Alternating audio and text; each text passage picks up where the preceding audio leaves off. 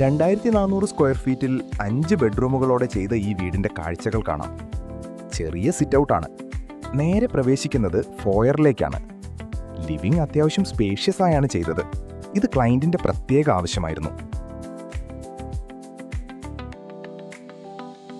ശേഷം ഫോയറിൽ നിന്ന് ഡൈനിങ്ങിലേക്ക് കടക്കാം. വാഷ് ബേസിൻ ഇവിടെ നൽകി.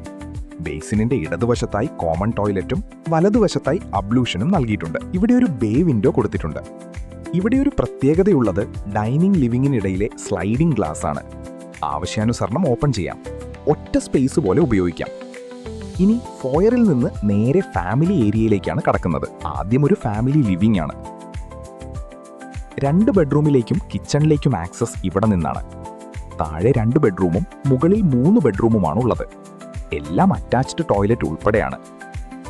ഗസ്റ്റ് ഫാമിലി സെപ്പറേഷൻ ഈ ക്ലയന്റിന്റെ ഒരു പ്രധാന ആവശ്യമായിരുന്നു.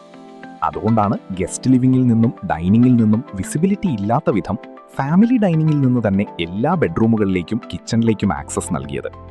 കിച്ചണിൽ ചെറിയൊരു ഡൈനിങ് സൗകര്യവും ഉൾപ്പെടുത്തിയിട്ടുണ്ട്. സ്റ്റോർ റൂമും നൽകിയിട്ടുണ്ട്. കൂടുതൽ വീഡിയോകൾക്കായി ഫോളോ ചെയ്യൂ.